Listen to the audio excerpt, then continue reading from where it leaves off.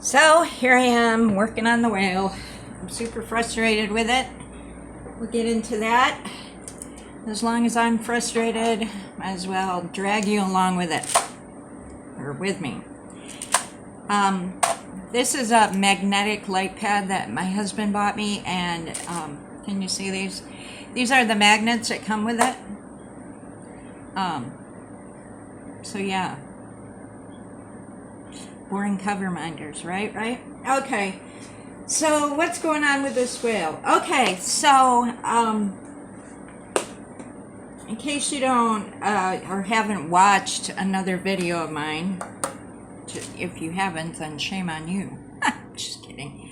The problem that I am having with this is that the rounds are very tight.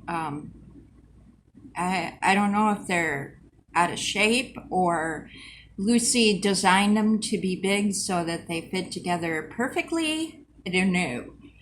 I don't know, my darlings. I don't know. I'm just looking to see if I can't get you in a better spot.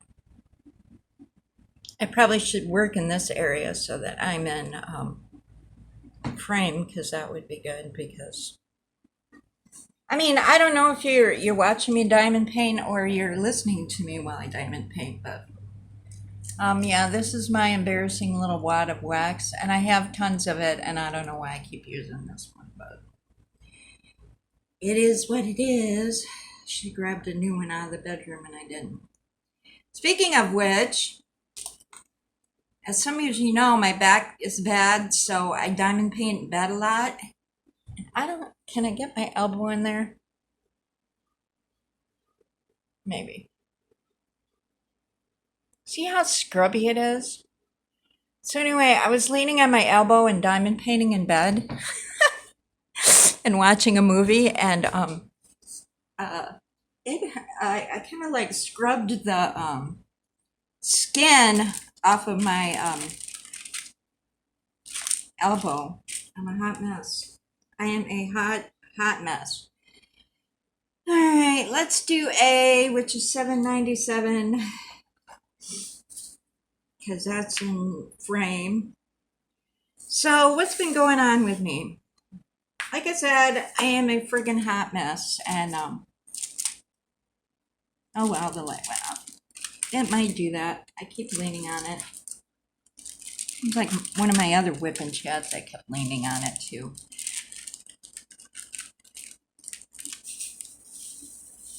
Where to begin?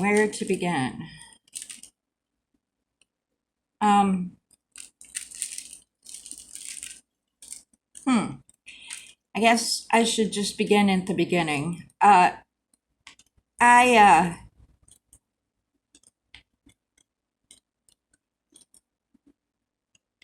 you know, I hurt my back, and I haven't been to work since Mother's Day. And so, it's been really, really financially hard on Greg and I, and on me physically. I'm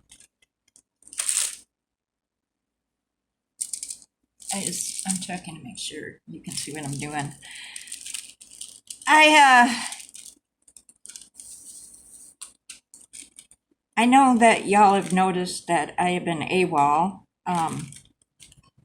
For a couple weeks, we couldn't afford for me to have phone service. Plus, my phone was not working anyway.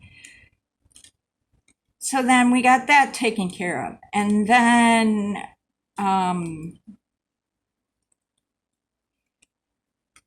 I had run out of my antidepressant, and which is never a good thing.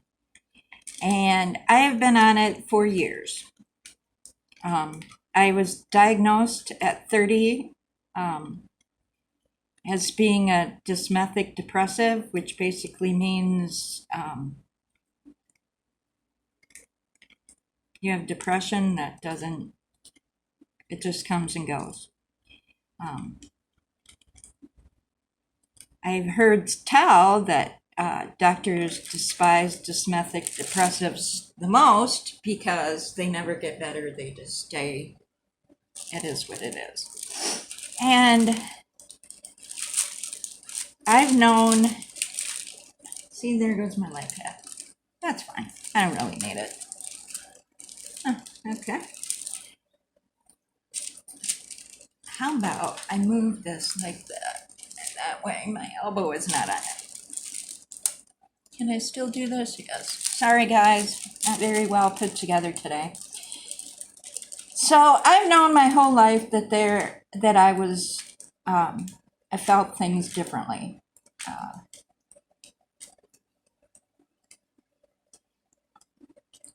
My grandmother on my father's side was schizophrenic, and she had electroshock therapy, and I have family members that have depression issues.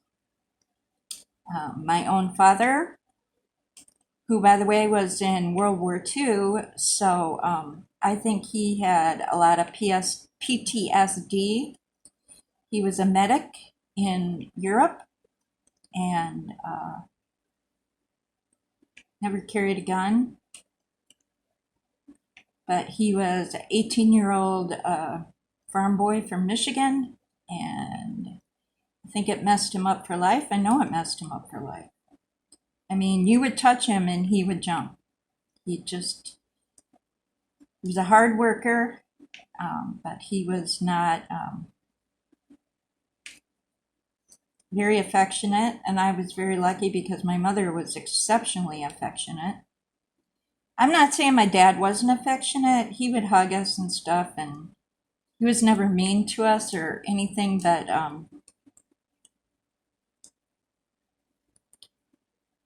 you know when you know that people got stuff going on. And I knew from a very young age that my dad had stuff going on, and I knew from a very young age that I had stuff going on. I also have a sister who is agoraphobic.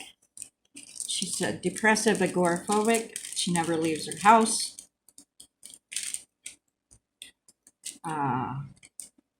Yeah. So, unfortunately, without saying too much, I have given some of this to my daughter, and I'm really feel bad about that, because the last thing I would ever want for my child is to have to go through some of the stuff that I went through.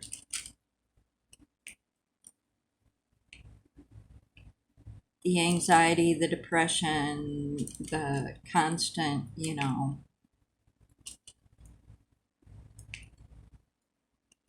it's never going to get better feeling. So anyway, that's not the point. The point of the matter is I went to the doctor and I was off my depression medicine. And I had a bladder infection, and I had some disconcerting things that had happened with my back. And so I wanted to talk to her about that. I had, before it was just pain and like a sciatic nerve pain in the backside. Took us,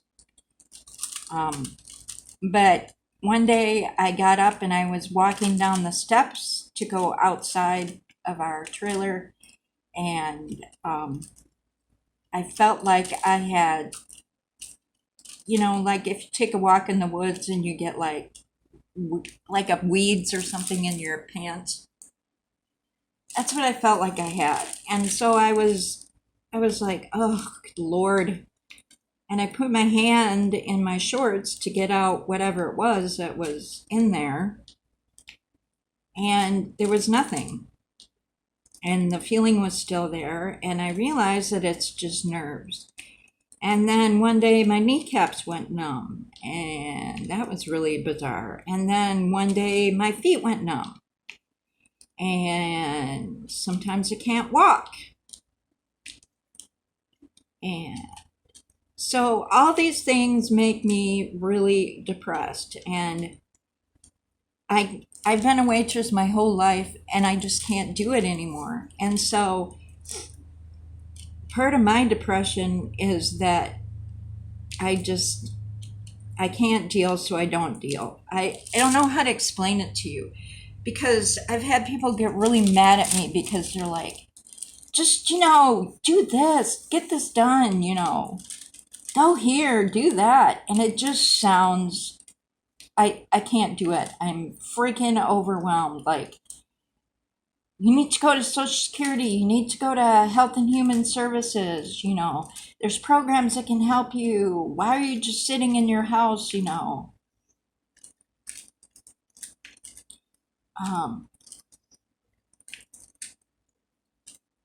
I've read that part of depression is you stop wanting to do things you love. I'm different. Um, I really love to do my crafts, diamond painting, whatever. Um, so I don't have, see, the light went off again. Ugh, how annoying, I'm sorry. So I don't have that where I don't feel like I don't want to do. I think the thing is it's escape for me.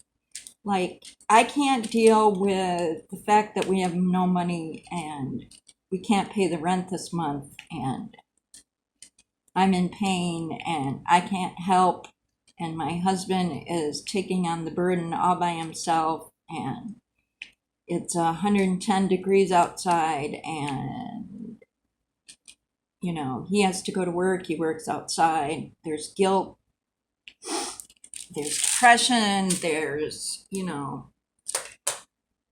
upset because I've always been able to do what I want to do, and now I can't do what I want to do. And if I do what I want to do, then I pay for it, and it sucks. So I'm at the doctor's office, and I had made the appointment for the bladder infection. And so she's like, yeah, you got a bladder infection. And we can talk about my kidneys some other time. My whole life, just bad kidneys.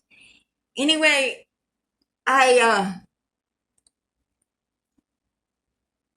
she said, how are you doing? And I just start crying because that's what I do. And I'm just like, I'm miserable, everything is awful. We can't pay our bills. I can't work. I have these new symptoms going on. I couldn't afford to go see the pain specialist because we have insurance, but it's crappy insurance. And if anybody's in Europe or whatever, or not in the United States, Canada, there's called the underinsured, and that's what we fall into. We have insurance, and it sucks. Okay, it's literally, we have some sort of insurance. That's what it is, and we have a $3,000 deductible, which means you have to run up $3,000 before anything starts kicking in. They start paying for anything. So in order for me to go see the pain doctor at the spine place, my deductible was $130. And then the spine surgeon that I had seen, I had paid to see him. It was like $100 and some. And I had paid for that. And then after I had paid for that, whatever the insurance picked up, I got a letter from their office saying that I still owed $90 that the insurance hadn't paid for. And so because of that, until I pay the $90 to the spine surgeon, I can't go back to that office. So I have to pay the spine surgeon another $90, plus then in order to see the pain doctor who's in the same office, I have to pay another $130. So I was telling her all of this, and I'm blubbering because that's what I do. And she's like, first of all, I'm calling and she goes, I know that you have your medication at the pharmacy. I called it in.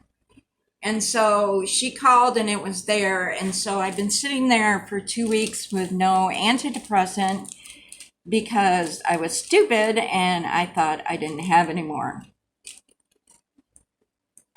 Then she's like, all right, what else is going on? And I'm like, we had to decide between food and rent this month. So obviously food won out. And so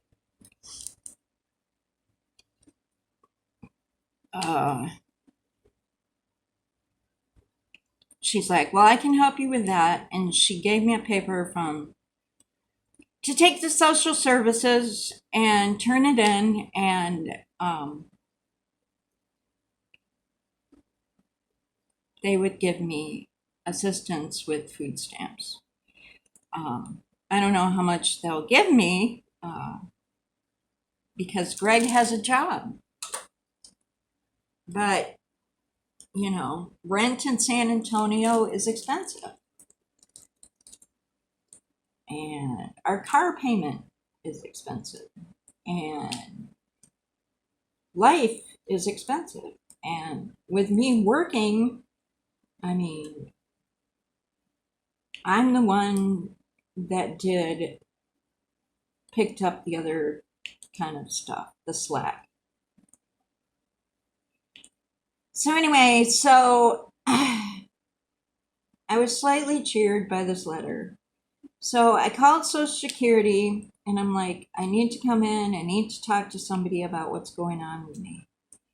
And so I went through all that rigmarole and she goes, okay, your appointment is August 30th. And I'm like, August 30th? We're talking right now. It's the first part of July. I need help now. She's like, well, that's the best we can do for you. She goes, my recommendation is to get a hold of Health and Human Services and see if they can help you with anything. And I said, alrighty then. So when I was online on my phone, I gotta have a phone,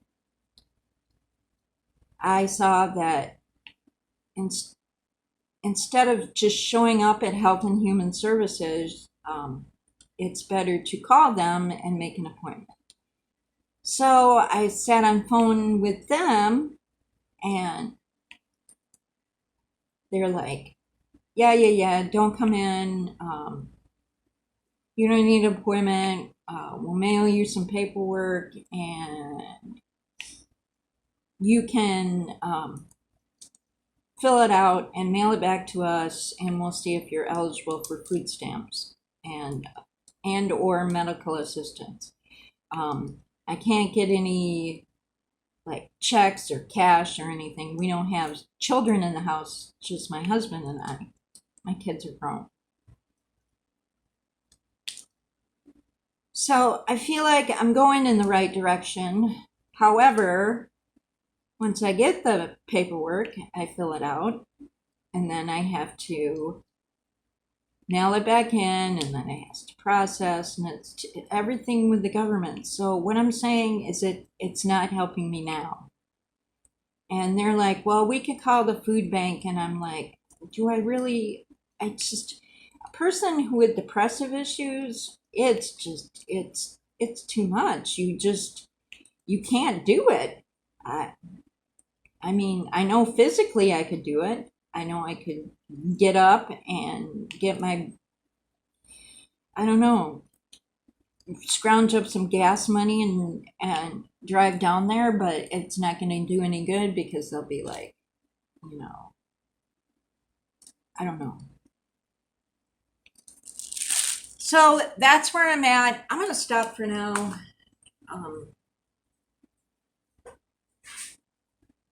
This is not an easy thing for me to admit that life sucks. But if other people can be brave and talk about their issues, I can be brave too. So